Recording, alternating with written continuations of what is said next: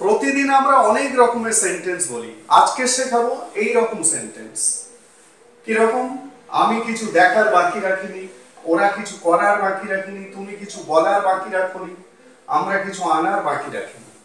অর্থাৎ এই যে সেন্টেন্সগুলো এখানে দেখলে, এই সেন্টেন্সগুলোর মধ্যে কি দেখতে পাচ্ছ না, বাকি রাখিনি। এইটা কমন, মানে এই অংশটা প্রত্যেকটা সেন্টেন্সের মধ্যে আছে। এইবারে এই সেন্টেন্সগুলোকে তোমরা যখন বলবে ইংলিশে, তার আগে ইংলিশে কিভাবে করতে হবে এই সেন্টেন্সগুলোকে সেটা ভালো করে দেখে নাও। এখানে দেখো কিছু কিছু জিনিস আমি এখানে উল্লেখ করে দিচ্ছি। প্রথম কথা হচ্ছে কিছু, মানে প্রত্যেকটা সেন্টেন্সের মধ্যেই কিছু আছে, তারপরে তার সঙ্গে একটা করে না বা নি যোগ করা হয়েছে, মানে কিছু না। তাহলে এই কিছু নাটাকে আগে ইংলিশে তোমাদের ভেবে নিতে হবে। কিছু না মানে নাথিং। তাহলে কিছু না হয়ে গেল। তার আগে কি আছে? বাকি। প্রত্যেকটা ক্ষেত্রে এই বাকি কথাটা উল্লেখ করা হয়েছে।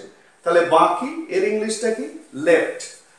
এইবারে তাহলে বাকি জেনে নিলাম লেফট, কিছু না জেনে নিলাম সেটা হলো নাথিং। এবারে প্রত্যেকটা সেন্টেন্সের মধ্যে যে সাবজেক্ট গুলো আছে, অর্থাৎ কে বা কি দিয়ে প্রশ্ন করে যে উত্তর পাওয়া যায় সেটাই সাবজেক্ট। তাহলে আমি কে রাখিনি, আমি রাখিনি, ওরা রাখিনি, তুমি রাখোনি, আমরা রাখিনি, এগুলো হলো সাবজেক্ট। এবার আমি সেন্টেন্সটা করে দেখাচ্ছি। প্রথমেই আসছি সাবজেক্ট। সাবজেক্টকে আমি, তাহলে আমি মানে আই। এখানে আই হ্যাভ গট বা আই হ্যাভ যে কোনো একটা বসানো যেতে পারে। আমি এখানে আই হ্যাভ গট বসাচ্ছি, আই হ্যাভ গট। তারপরে কিছু না, কিছু না মানে আগেই বলেছি nothing, I have got nothing.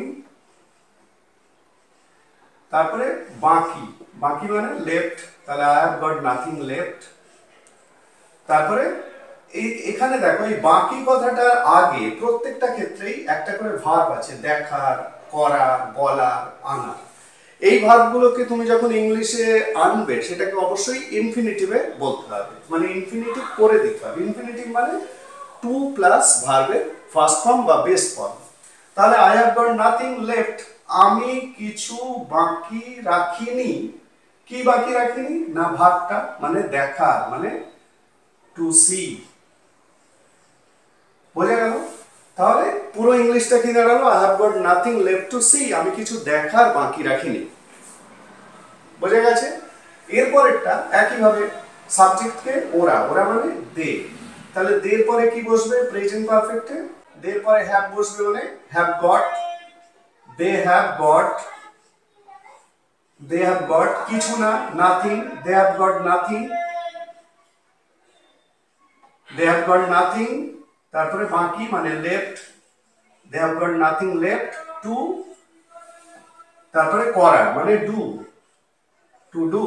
তাহলে they have got nothing left to do, ওরা কিছু করার বাকি রাখিনি। আশা করি প্রত্যেকটা ক্ষেত্রে তোমরা বুঝতে পারছো, আমি ভেঙে ভেঙে দিয়েছি প্রত্যেকটা সেন্টেন্সের যে ওয়ার্ডস গুলো আছে ক্ষেত্রে প্রত্যেকটাই। তাহলে তুমি কিছু বলার বাকি রাখোনি, মানে তুমি সাবজেক্ট, কিছু না মানে নাথিং, বাকি মানে লেফট। তাহলে সেন্টেন্সটা কি হবে? You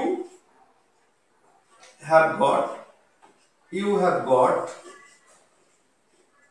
nothing, you have got nothing, কিছু না হলো। তারপরে বাকি মানে left, you have got nothing left to বলার মানে say, you have got nothing left to say, তুমি কিছু বলার বাকি রাখোনি।